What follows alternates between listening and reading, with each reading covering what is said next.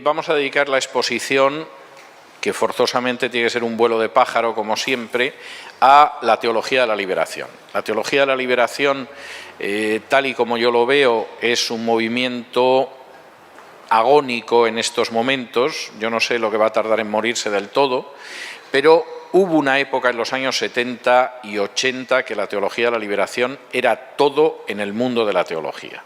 Y incluso algún autor evangélico en algún momento se permitió coqueteos con la teología de la liberación, porque claro, era la moda en aquel momento. La teología de la liberación, además, es un movimiento hispanoamericano, con lo cual, en el momento en el que aparece el movimiento teológico más importante de la historia de Hispanoamérica, por no decir el único, pues ya se pueden ustedes imaginar que el impacto que eso causó en las sociedades hispanoamericanas fue tremendo, dentro de la Iglesia Católica e incluso dentro de ámbitos evangélicos también, porque era la gente que, a fin de cuentas, estaba al otro lado. Y en ese sentido, pues algunos coquetearon, yo creo que algunos hasta se fueron a la cama con la teología de la liberación y las consecuencias en general no fueron buenas. La teología de la liberación tiene un origen supuesto, que es un libro del mismo título que publica un teólogo peruano que se llama Gustavo Gutiérrez. Gustavo Gutiérrez es sacerdote, publica un libro que se titula Teología de la Liberación y a partir de ahí van a ir escribiendo otros autores en distintos países. Yo creo que posiblemente el teólogo de la liberación más importante no es Gustavo Gutiérrez, a pesar del nombre que él da a la teología de la liberación, sino que es Leonardo Boff, que es brasileño. Por cierto, brasileño coqueto, porque no se llama Leonardo Boff. A pesar de ser franciscano, ese es el seudónimo de él y es mucho más bonito que su nombre de pila, con un hermano que también se decidió a colocarse un seudónimo y a llamarse Clovis Boff, que tampoco es como se llama.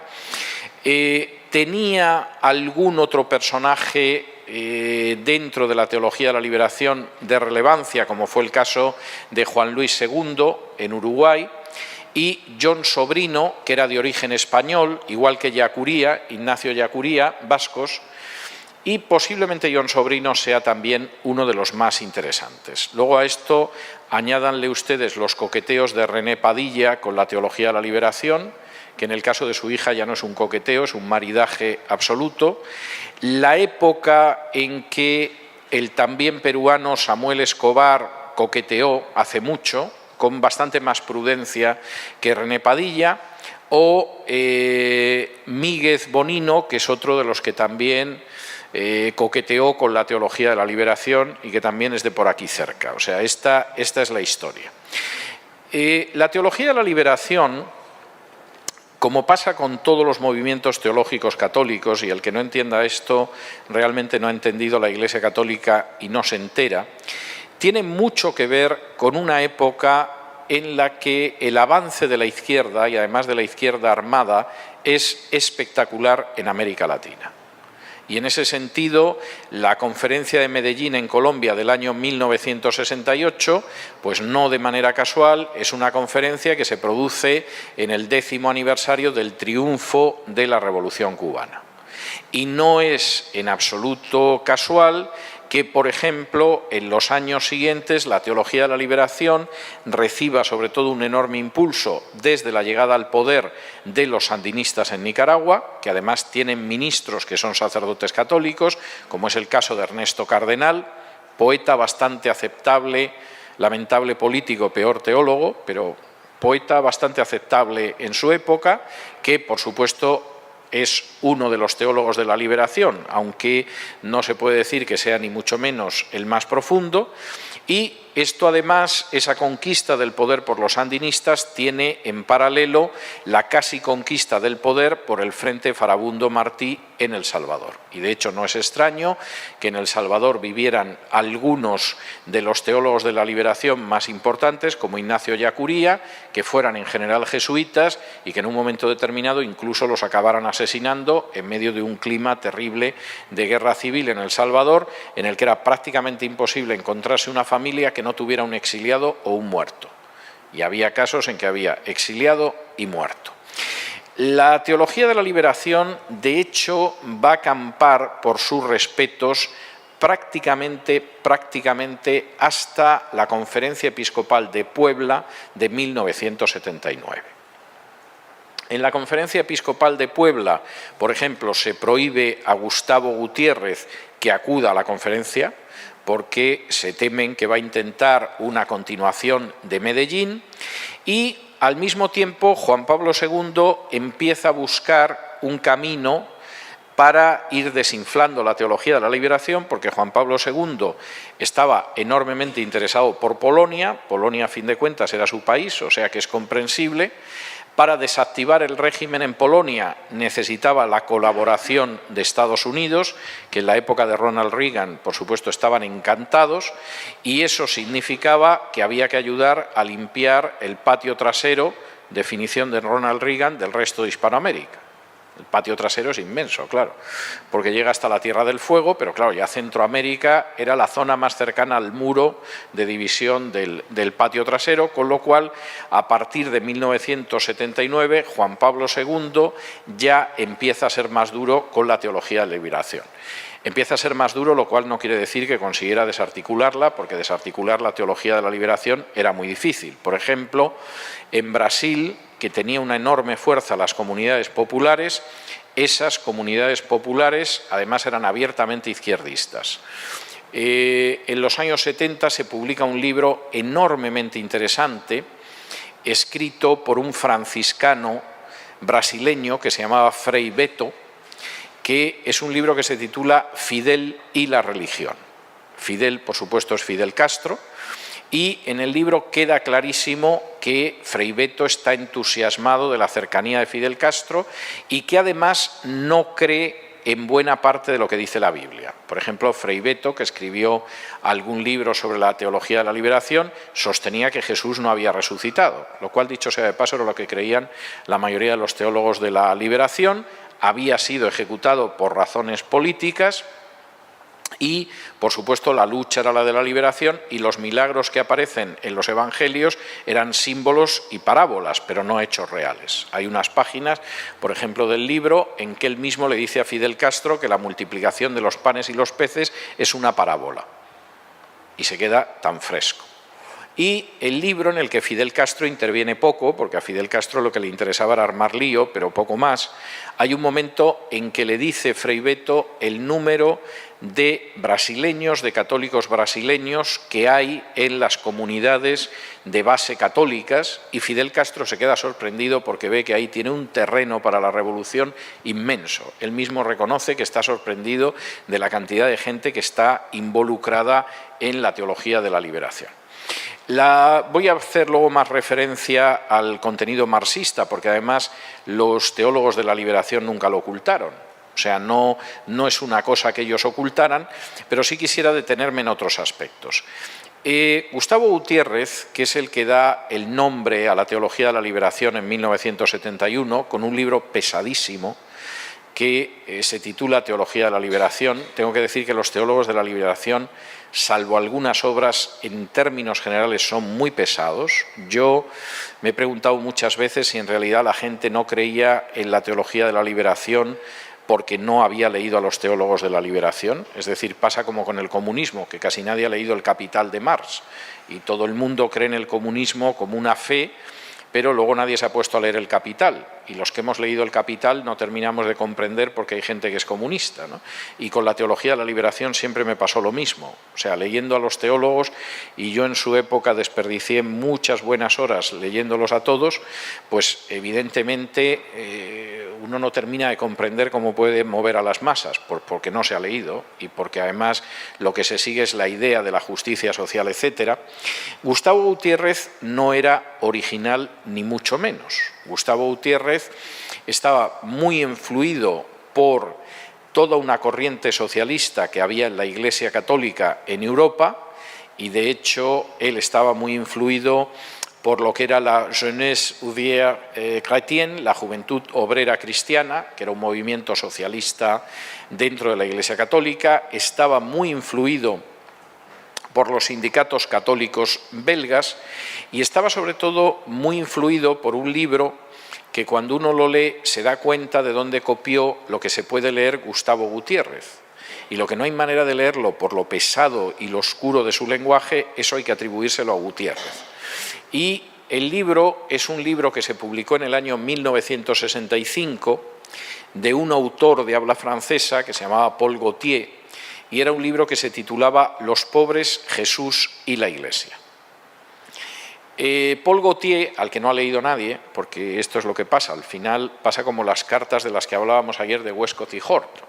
Ya que sepa alguien quién era Westcott y Hort, tiene mérito, que haya leído sus cartas ya, vamos, eso es de summa cum laude.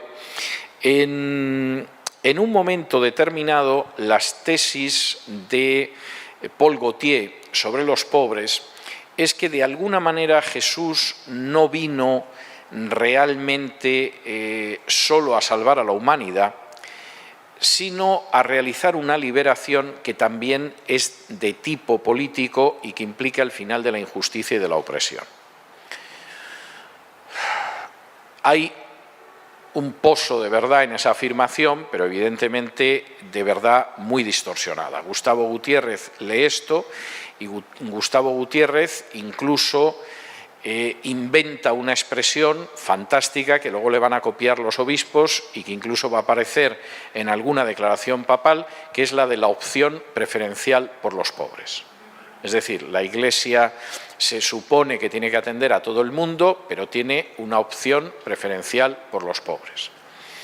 Se supone que cuando Jesús, por ejemplo, fue a comer con Zaqueo, lo de la opción preferencial por los pobres ese día no estaba ahí. Y cuando llamó, por ejemplo, a un personaje como Mateo, pues se ve que tampoco se había leído las declaraciones de Medellín, lo cual es bastante posible. De modo que en ese sentido Gustavo Gutiérrez crea eso y se va articulando en torno a otros autores.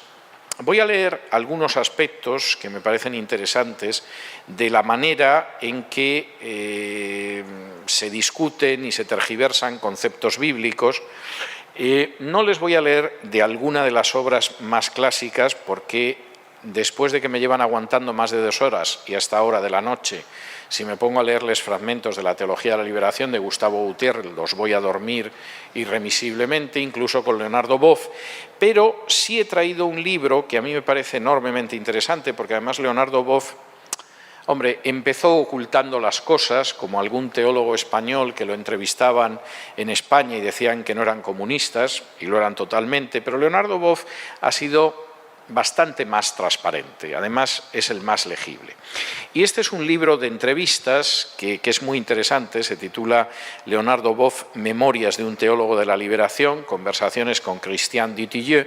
Entonces Christian Dutilleux le va preguntando cosas y Leonardo Boff pues contesta con bastante sinceridad, es decir, él te contesta en un momento determinado pues cómo pasa a la teología de la liberación, lo que está sucediendo, cómo regresa de Europa, porque todos estos pasaron por Europa y por eso su lectura de la Biblia es una lectura bulmaniana mezclada con marxismo, no es la lectura de la Biblia, y cómo regresa a Hispanoamérica y entonces decide apuntarse a la teología de la liberación, aunque había leído algo de Gustavo Gutiérrez cuando todavía vivía en Europa. Por cierto, hablando de tergiversación de la Biblia, hay 2 obras extraordinariamente populares de los años 70, ahora es imposible, yo creo, encontrarlas porque están muy descatalogadas, que son el Evangelio en Solentiname, que lo escribió Ernesto Cardenal. Ernesto Cardenal era sacerdote y el comentario que hacía del Evangelio todas las semanas lo acabó recopilando y publicando y se llama el Evangelio en Solentiname porque él se marchó a una comunidad que había en Solentiname, en Nicaragua. El libro es interesantísimo sobre cómo se puede retorcer los evangelios. Por ejemplo, Ernesto Cardenal afirma que no hay resurrección, que la resurrección que vivimos es la resurrección del pueblo, es decir, cuando el pueblo triunfe en la revolución, nosotros resucitaremos en el pueblo, que por supuesto Jesús no resucitó. Jesús resucita en la lucha obrera, en la lucha campesina, etcétera, etcétera.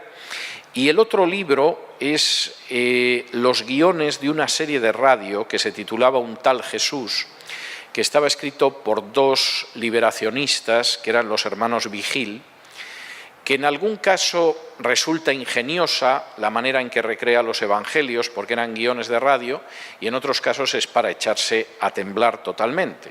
Por ejemplo, otra de las cosas que se niega totalmente es la resurrección.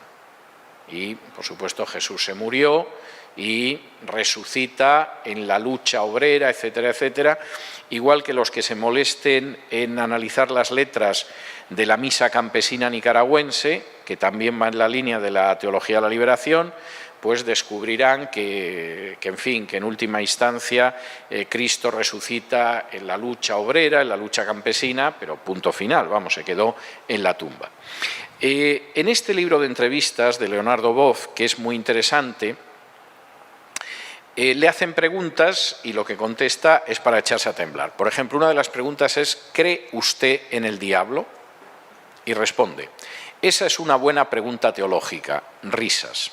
Para mí, el diablo representa la cristalización máxima de la negativa humana. El ser humano es capaz de rechazar, de decir no. Uno de los misterios más profundos de la condición humana tratado por la filosofía y la teología es saber por qué el hombre no llega a la verdad, no consigue la verdad al otro. El diablo, y en esto Bullmann consideraba que era uno de los mitos que había que quitar del Nuevo Testamento, Hans Kim va en la misma línea, el diablo no existe, el diablo es un símbolo de la negativa del ser humano. Y es curioso que una de las cuestiones en las que insiste muy a menudo precisamente Hans Kim es que hay que evitar la creencia en el diablo porque es algo que no tiene ningún tipo de sentido.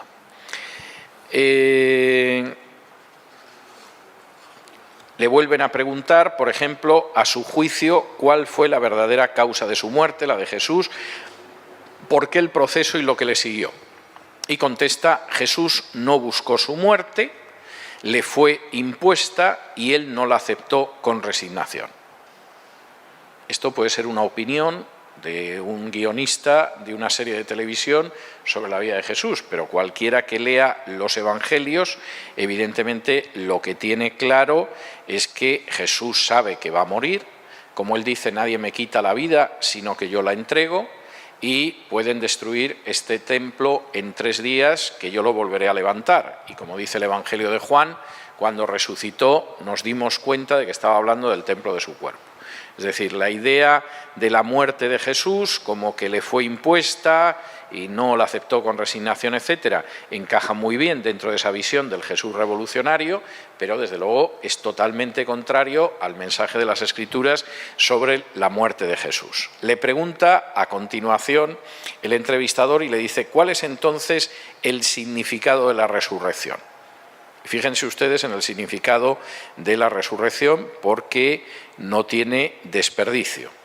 La resurrección es una insurrección contra este mundo y sus normas morales y religiosas que limitan y aprisionan la libertad. Lo que sucedió no fue la reanimación de un cadáver. Dicho sea de paso, esa es una expresión que suele utilizar también Hans Kim. No hubo reanimación de un cadáver, Jesús apareció en una dimensión distinta, etcétera, etcétera, etcétera. En un momento determinado le preguntan por la política y si él es un teólogo de izquierdas, etcétera, etcétera, etcétera, y entonces él responde lo siguiente: los pobres son portadores del sueño de una nueva realidad, de una nueva sociedad que acoja una nueva iglesia en su seno, menos clerical, ya no dominadora, ya no ligada a las clases dominantes, sino abierta a un proyecto de cambio en una dirección más participativa y más social. Nuestro continente forma una totalidad cultural específica y nuestra teología intenta avanzar en esta realidad. La Iglesia propone una visión del mundo, del hombre, de la distribución de bienes. Cuando anuncia el Evangelio, anuncia también su política social y su doctrina. Como la justicia, la política social constituye una parte de su misión. La Iglesia debe entrar en política y en política la neutralidad no existe. Y en ese sentido, por supuesto, tampoco está diciendo cosas que sean nada nuevo, porque efectivamente siempre creyeron en la utilización de las comunidades de base como un instrumento político y además un instrumento socialista. En un momento determinado, el entrevistador, que es un entrevistador inteligente y lógicamente pues hay cosas que le cuenta Leonardo Boff que no le convencen, le dice lo siguiente: pero el análisis marxista no es inocente. Ha servido de base ideológica a regímenes políticos que en mayor o menor medida han evolucionado todos hacia el totalitarismo y han terminado en fracaso. Es decir, usted está contando que tenemos que utilizar a Marx. Vamos a ver, señor Boff, no seamos inocentes a estas alturas, porque el marxismo ha acabado en regímenes totalitarios donde se oprimía a la gente y además han fracasado. Respuesta de Leonardo Boff: cuidado con los juicios tajantes.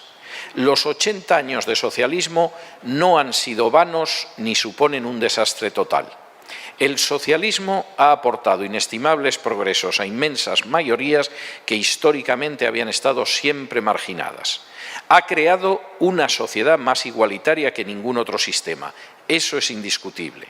Ha permitido la revolución del hambre que no siempre hemos llevado a cabo en América Latina.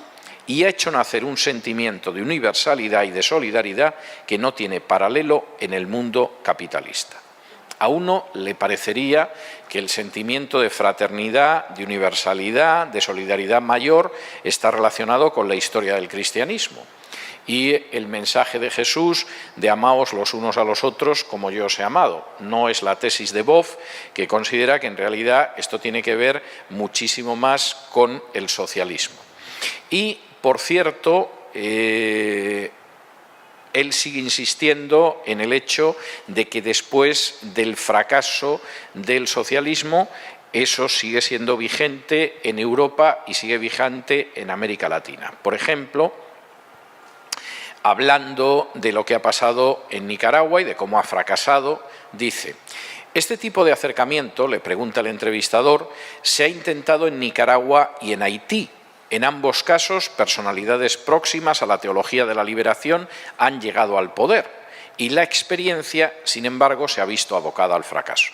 Y contesta Leonardo Boff: en Nicaragua el fracaso no ha sido el resultado de los proyectos políticos, sino consecuencia de la guerra.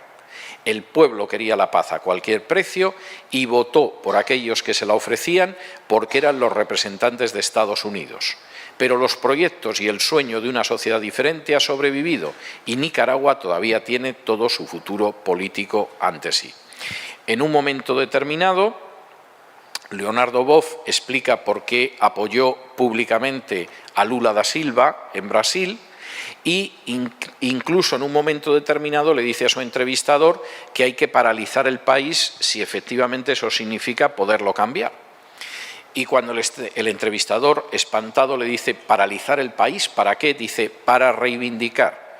Si la izquierda propone, por ejemplo, un gran proyecto de reforma agraria al Parlamento, será necesario que millones de personas salgan a las calles de las grandes ciudades y del interior para hacer presión en el Congreso. El camino de la teología de la liberación es irreversible, porque se trata de una práctica, de un proceso histórico real y concreto, surgido de aquellos que portan la promesa y la esperanza de una sociedad más humana. Cuando Leonardo Boff concedió estas entrevistas, y este libro concretamente es del año 97, pero se publicó en francés en 1996, ha llovido más de 2 décadas, Leonardo Boff era todavía sacerdote. En un momento determinado, como suele pasar con muchos de los teólogos católicos, entró por el terreno del sincretismo. Dejó el sacerdocio, ha tenido sucesivas amantes y últimamente andaba haciendo rituales paganos de los dioses venidos de África en las playas del Brasil. y es que la teología de la liberación, una vez que los sandinistas se vieron desplazados del poder y en El Salvador acabó la guerra, pues la verdad es que la teología de la liberación se quedó muy desconectada de las fuentes de poder. Por otro lado, los teólogos fueron envejeciendo. Ustedes saben que la juventud es una enfermedad que se cura con el paso de los años y todos ellos son muy mayores. No ha habido nuevos teólogos de la liberación que los hayan sustituido después y en un momento determinado, a pesar de que hay una serie de países que han ido implantando lo que se llama el socialismo del siglo XXI, primero Venezuela y luego otros países de alrededor, resucitar la teología de la liberación es muy difícil. Pero en ese momento aparece el Papa Francisco. Como 4 o 5 días antes de la elección del Papa Francisco, yo publiqué en un periódico en Internet que se llama Libertad Digital, en el que colaboraba entonces, y hace más de 5 años que no colaboro, un retrato robot de cómo iba a ser el siguiente Papa, después de que Ratzinger hubiera renunciado al papado. Y comenté que el siguiente Papa iba a tener características muy concretas, salvo que decidieran elegir a un Papa viejecito para que fuera Papa de transición y pensarse a quién elegían. Si elegían a un Papa que iba a durar tiempo, iba a tener varias características. Primero, iba a ser un hispano. Y iba a ser un hispano porque la única parte del mundo donde la Iglesia Católica todavía tiene un apoyo popular importante es Hispanoamérica. En Europa la Iglesia Católica sigue teniendo un inmenso poder económico, político y social, pero la verdad es que su peso social es muy pequeño, cada vez es menor.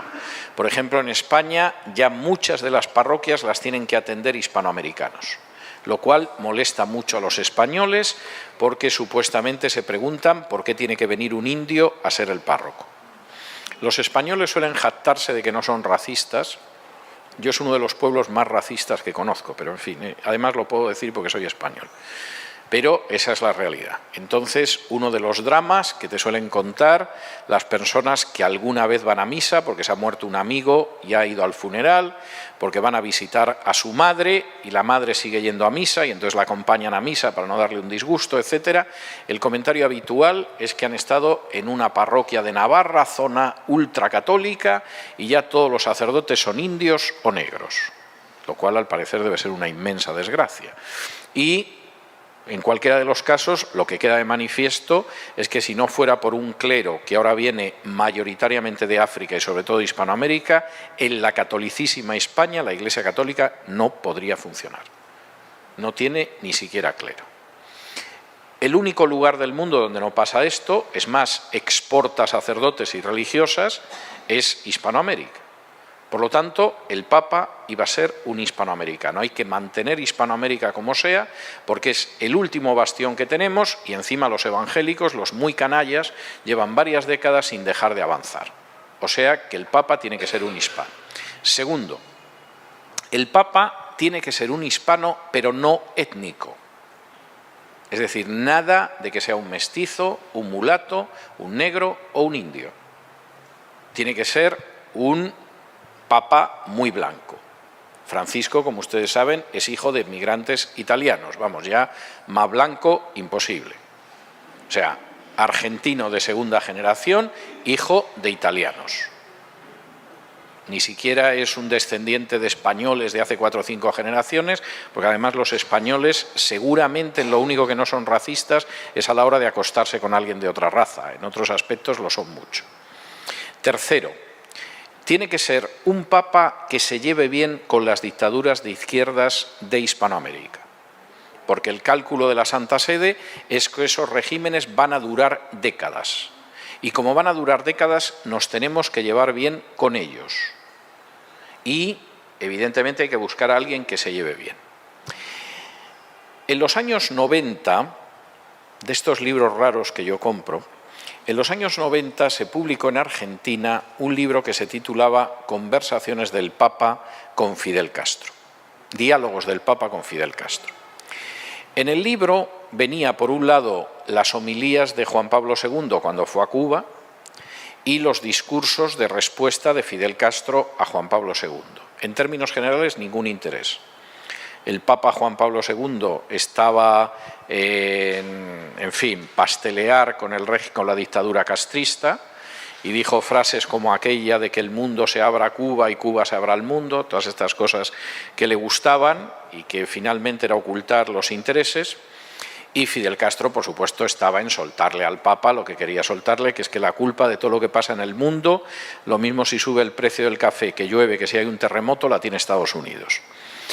No tiene ningún interés, ni las homilías del Papa ni los discursos de Fidel Castro.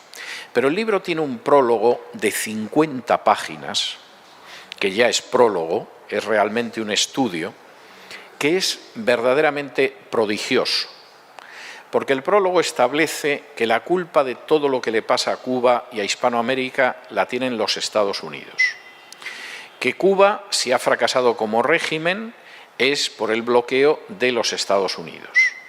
Y que si hay un régimen que se parece, aunque lamentablemente sea ateo, a la enseñanza social de la Iglesia Católica, es la dictadura cubana. El autor de esta cadena de disparates de casi 50 páginas era un arzobispo italiano-argentino que se llamaba Jorge Bergoglio y que fue elegido papa unos años después. Es decir, si alguien piensa que el Espíritu Santo influye en la elección de los papas, vamos, tiene una inocencia, no le digan ustedes que Santa Claus no existe porque le puede dar un infarto, ¿eh? Entonces, tiene una inocencia tremenda.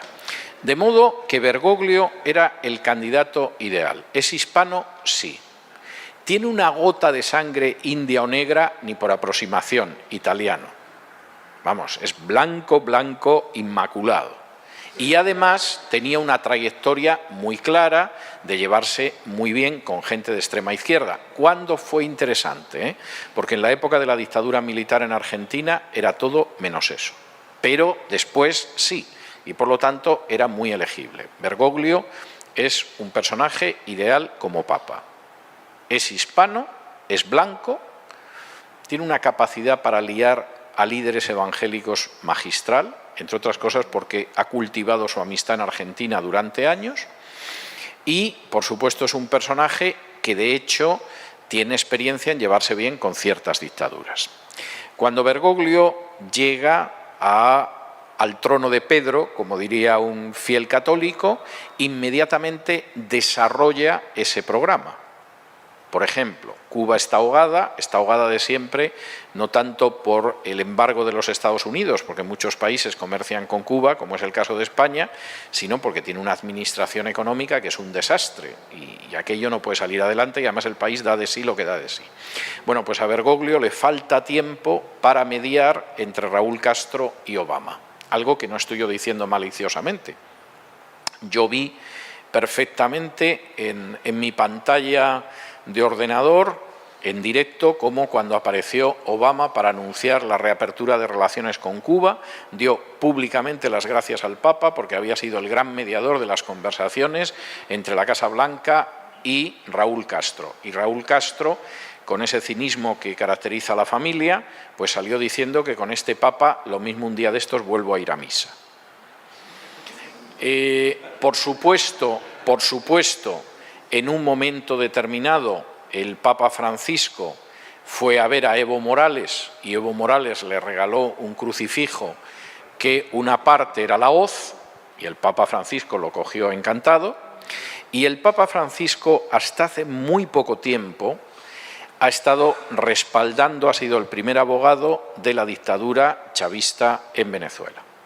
Hasta hace relativamente poco, porque ya hace poco ya aquello no hay quien lo defienda, pero la mesa de diálogo con la oposición la componía, aparte de la oposición y del chavismo, el nuncio de su santidad, que tiene entre otras misiones dedicarse a esto, no nos engañemos, y José Luis Rodríguez Zapatero, presidente del gobierno español, que todavía va diciendo que no me va a perdonar en la vida que me opusiera al matrimonio homosexual, o sea, toda gente ejemplar. Y efectivamente el Papa Francisco ha estado en esta línea hasta hace relativamente pocos meses, porque desde hace pocos meses allí no se sabe qué va a pasar y cuando pase lo que pase, por supuesto los obispos van a estar en el lado de los que ganen. denlo ustedes por seguro. De modo que el Papa Francisco, en ese sentido, sabe lo que hace. El Papa Francisco, por supuesto, se ha dedicado a restaurar a los teólogos de la liberación, que no es que se les persiguiera, sino que es que se habían hecho muy mayores, posibilidades de revolución en América Hispana parece que de momento no hay, con lo cual pierdes muchísimo tiempo en este sentido, y estaban muy relegados, en parte porque eran ancianos y en parte porque su peso social no es el de los años 70. Pero el Papa Francisco los ha ido recibiendo. Por ejemplo, en el 2013 invitó a Gustavo Gutiérrez a pasar unos días en su residencia. Gustavo Gutiérrez, que ya tiene una cantidad de años y debe hacer ni se sabe el tiempo, que no escribe ni cosa parecida, pero al Papa Francisco le parecía que era un gesto de calidez que Gustavo Gutiérrez se pasara unos días en su residencia. En el 2014 volvió a reunirse con otro de los teólogos de la liberación, muy de tercera fila, pero sí de cierta importancia en Argentina, que es Arturo Paoli, que realmente es un sacerdote italiano que estuvo desarrollando la teología de la liberación en Argentina. El Papa parece ser que lo conocía, o por lo menos conocía el tiempo que había estado en Argentina, y decidió también recibirlo. Y ya en el año 2014 también, donde el Papa estaba en plan de apoyo total, a Miguel de Escoto, que fue en su día un miembro del gobierno sandinista, en la primera etapa del gobierno sandinista, y al que Juan Pablo II suspendió como sacerdote por sus actividades políticas, y es un sacerdote de la Orden de Merignol, que es una orden pequeña norteamericana, pues el Papa le levantó la suspensión y todos tan contentos. En el 2015, que esta es otra de las historias, en el 2015, aprovechando una conferencia de prensa en el Vaticano, en la que Cáritas era la anfitriona, el Papa estuvo contando los elogios de la teología de la liberación. Y en buena medida las encíclicas del Papa, que son lamentables y están muy mal escritas además, y que son enormemente sincréticas, recogen muchos de los aspectos de la teología de la liberación. Ahora, permítanme que en unos minutos resuma dónde ha ido la teología católica en estos años y hacia dónde vamos, porque vamos hacia ahí y les va a pillar por medio. Es decir, el tren viene y ustedes verán si se enteran o no se enteran del tren que viene. En términos generales, la teología católica no es bíblica. En ocasiones, algunos de los teólogos han hecho un análisis de revisión histórica de la teología católica para llegar a la conclusión de que hay infinidad de dogmas que son absolutamente inaceptables, es el caso de Hans Küng, de Schillebeck y de otros, pero lo cierto es que no es una teología bíblica. Ante la absoluta certeza de que no es ni bíblica ni se puede mantener en la historia, lo que han hecho los teólogos católicos ha sido distinto. Por ejemplo, Ratzinger sabía de sobra que había dogmas católicos que eran falsos. Y basta leer los libros de entrevistas que le hicieron cuando era cardenal y ya aspiraba a ser papa para darse cuenta de los dogmas en los que no creía.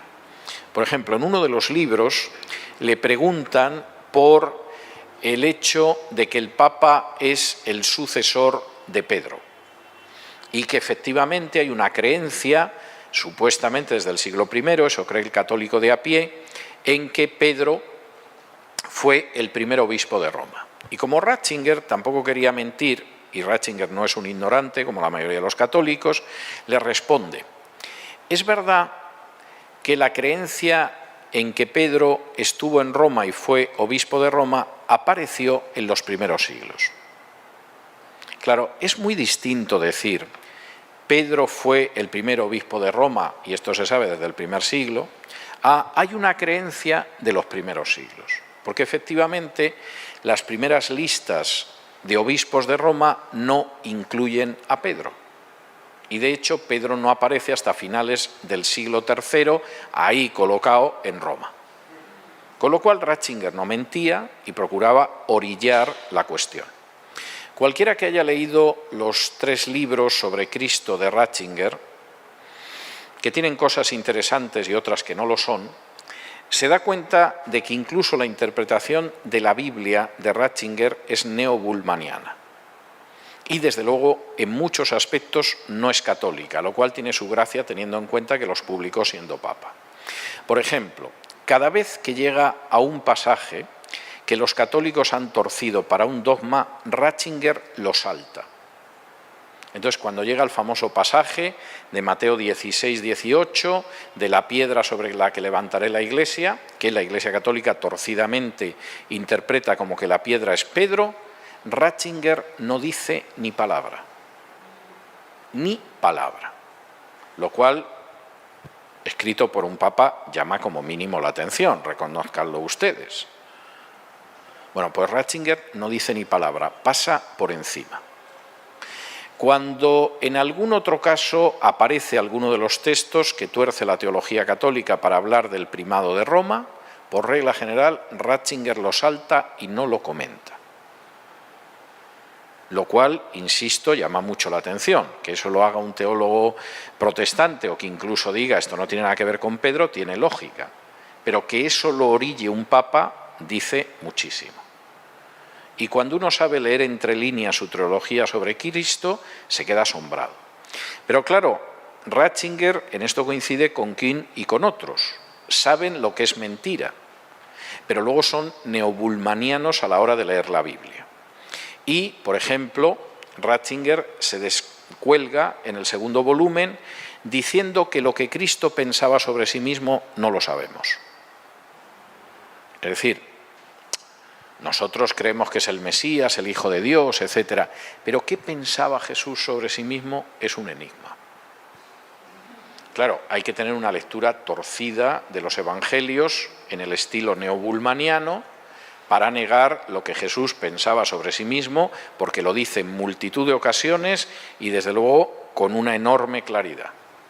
Y cuando en un momento determinado Pedro lo confiesa en Cesarea de Filipo, Jesús le dice: esto no has llegado tú por tus entendederas a esta conclusión, sino que esto te lo ha revelado mi Padre. Pero Jesús es muy claro sobre quién es. Para Ratzinger, que es neobulmaniano, aunque lo disimula con cierta habilidad, bueno, pues, ¿quién sabe lo que pensaría Jesús de lo que era? Esto es una afirmación verdaderamente inquietante. De manera que, lamentablemente, la teología católica, por cierto, muy abstrusa y muy pesada en términos generales, y dando una sensación de erudición que luego en muchos casos no tiene nada de erudición, es una teología que se debate entre un catolicismo muy integrista, algunos autores, y un liberalismo que no tiene nada que envidiar a los neobulmanianos. Tengo que decir, por ejemplo, que en España el último libro sobre Jesús, que se llama Jesús, que ha tenido mucho éxito, escrito por un sacerdote católico, es un libro absolutamente neobulmaniano, negando la veracidad de partes enteras de los evangelios, negando que Jesús creyera que era el Hijo de Dios, negando la resurrección y negando un montón de cosas. Esto escrito por un sacerdote católico. Segundo, al mismo tiempo que la teología católica se debate entre que el que conoce la historia sabe que aquello tiene mucho de falso, pero al mismo tiempo no se produce una vuelta a la Biblia, las decisiones al final, y en este sentido la Iglesia Católica es muy coherente, se toman por intereses y jugando con las realidades políticas. El interés en estos momentos de la Iglesia Católica en Hispanoamérica es frenar primero a los evangélicos y después reconquistar el terreno perdido. Lo pueden ustedes ver o no ver, pero es así. Y más vale que estén preparados, porque el primer paso va a ser frenar o intentar frenar y el segundo va a ser una contraofensiva verdaderamente pavorosa. De modo que más vale que se preparen, que se instruyan, que conozcan bien su Biblia y que sepan cómo responder a los apologistas católicos, porque eso se les viene encima. Es más, eso ya está en marcha. Tercero, y este es otro de los grandes dramas, en lugar de ir hacia una reforma, la teología católica va hacia el universalismo, y en eso el Papa Francisco va en la misma línea, y ha ido abortando todo tipo de movimiento de renovación bíblica en el seno de la Iglesia Católica.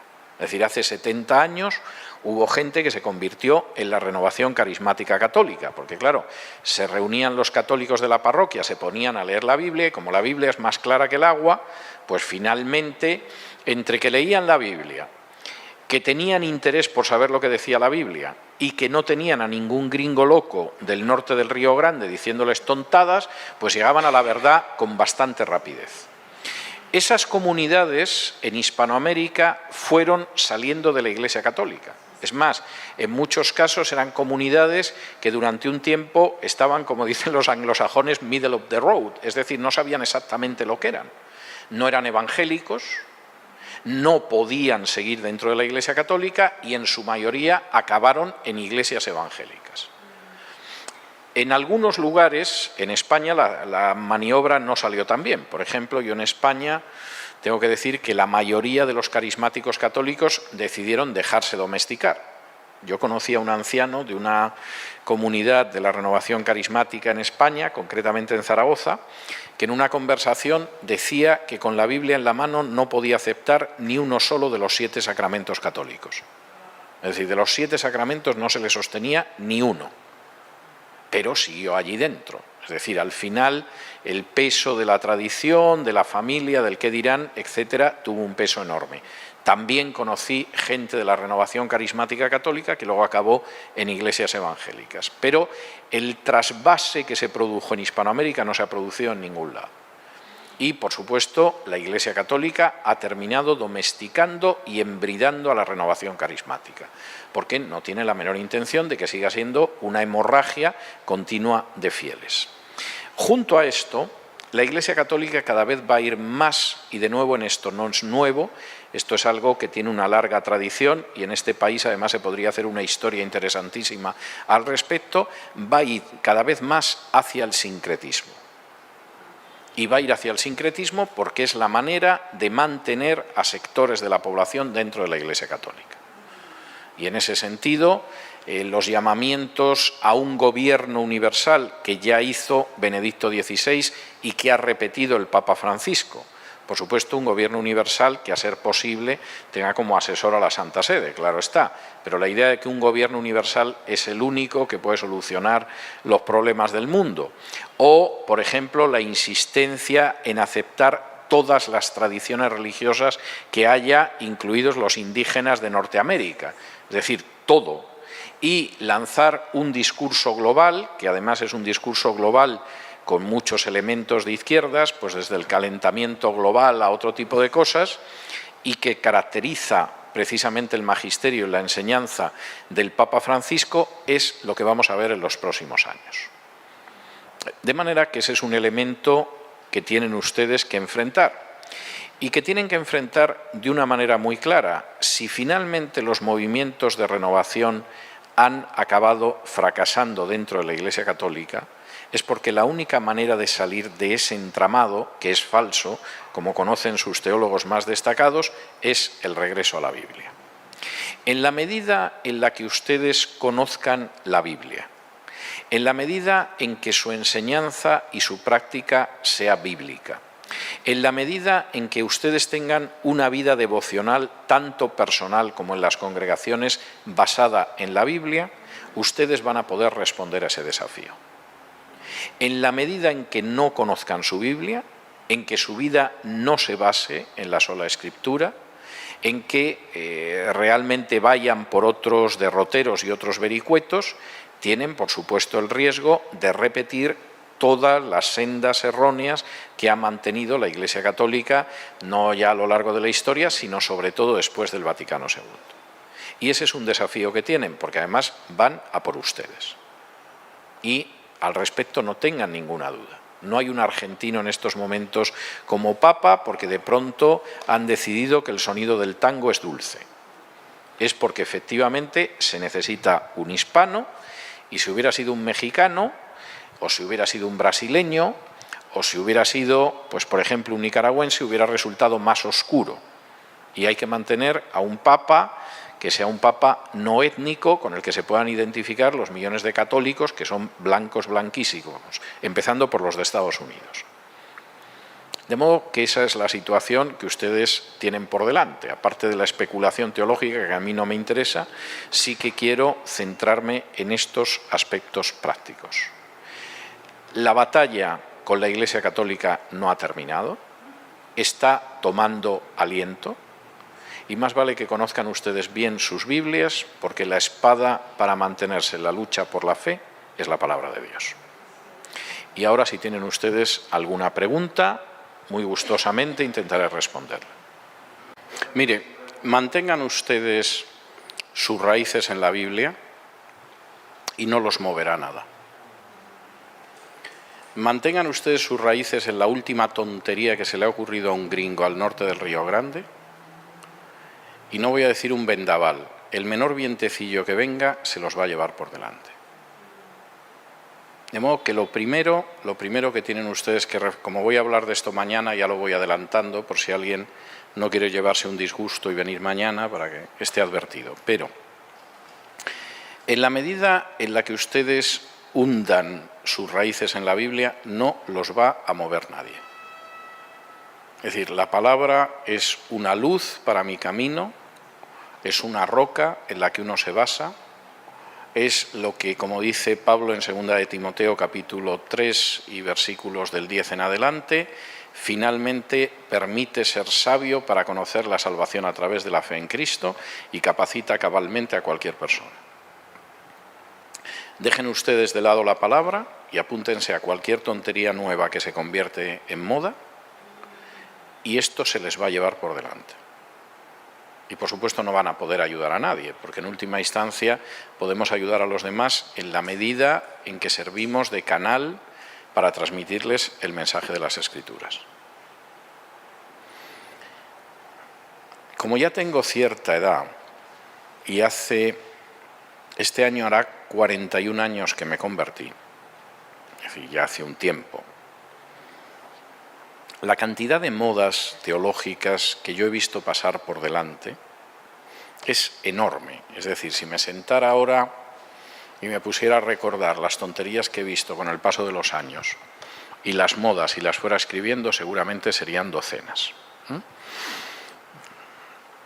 Entonces, por ejemplo, llegas una semana a Estados Unidos a enseñar una semana en la iglesia y todo el mundo está convencido de que Saddam Hussein va a ser el anticristo.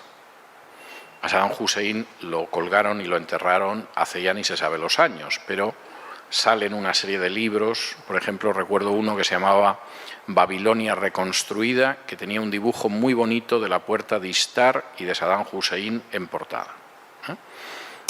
Por no hablar de otras cosas. Hubo una época en que la comunicación era más tardía, no existía Internet, la gente no volaba tanto. A veces tenías la suerte de que la última tontería que se les ocurría en el norte se moría antes de llegar. Pero ahora prácticamente se les ocurre y 2 o 3 días después tú ya la tienes en casa. Esto es como la televisión y como la alimentación. En la medida en la que ustedes se alimenten de la palabra, que es un alimento sólido, van a crecer, van a madurar y van a poder ayudar a otros. En la medida en que se alimenten ustedes de snacks, que es el último snack que han inventado por ahí arriba, ni van a crecer, ni van a madurar, ni van a poder ayudar a nadie. Y esto es importante que lo tengan en cuenta. Es decir, finalmente la base es la palabra. Y por cierto, mañana me detendré en un par de estas teologías que entusiasman a la gente y que tienen muy poco de contacto con la Biblia, pero tienen una capacidad de desarraigar a la gente de la Biblia verdaderamente tremenda. Y no son tiempos fáciles.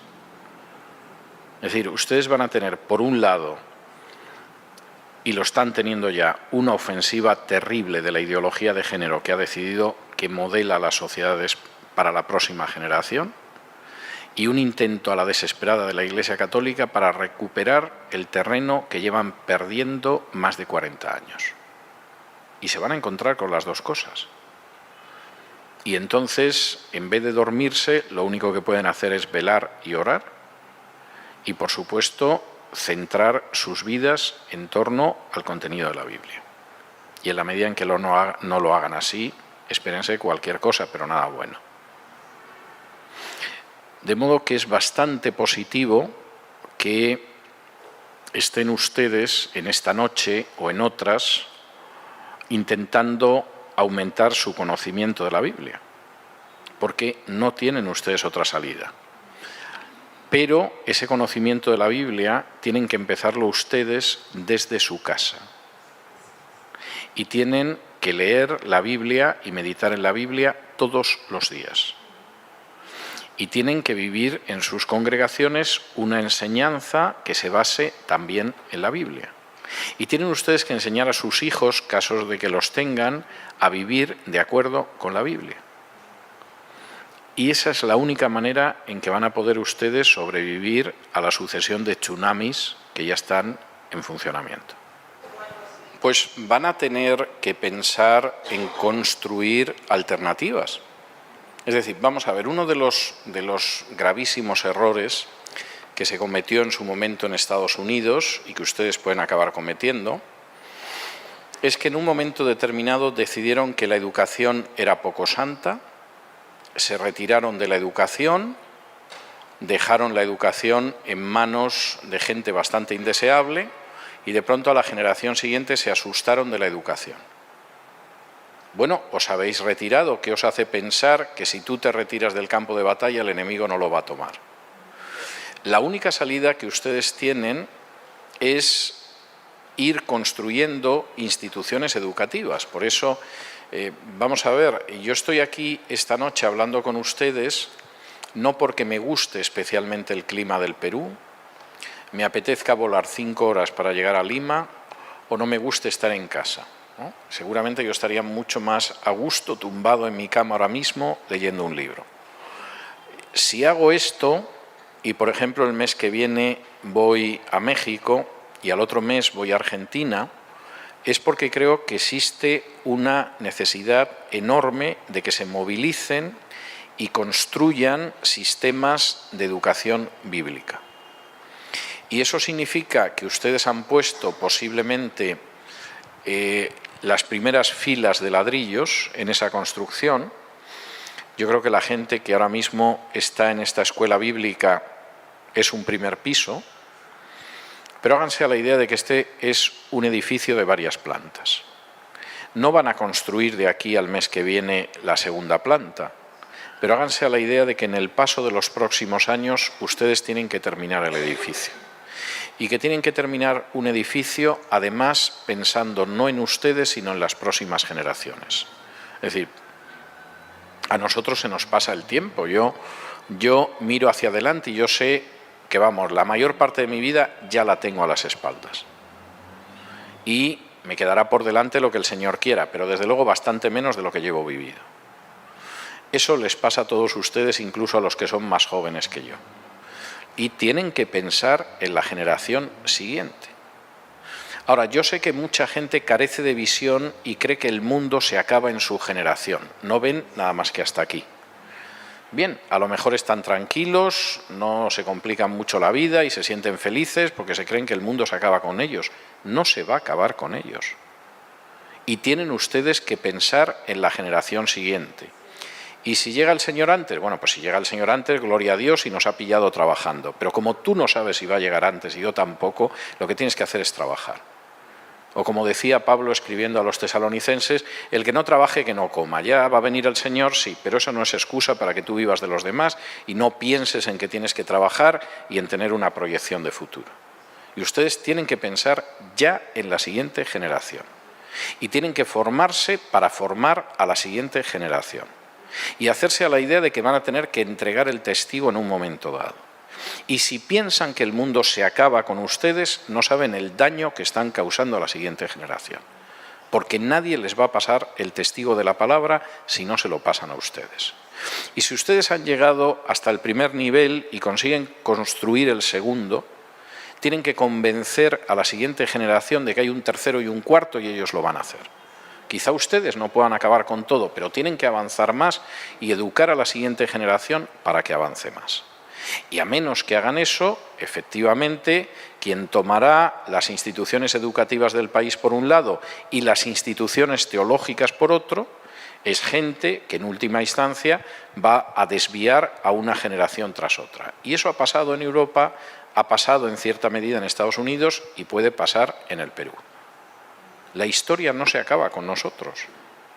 Y hay que pensar en la siguiente generación. Y si se molestan ustedes en leer las cartas de la Biblia, está clarísimo que tanto Pablo como Pedro, como Judas, piensan en la siguiente generación y en la gente a la que van a educar y en la gente que les va a sustituir. Y eso es algo que ustedes también tienen que pensar. Formen a sus jóvenes. Fórmense ustedes, pero empiecen a formar a sus jóvenes porque son los que les van a sustituir. Y si ustedes no les proporcionan el bagaje y las armas y el equipaje para eso, los van a dejar desnudos en medio del mundo. Y en un mundo donde además, como dice Jesús, somos ovejas enviadas en medio de lobos.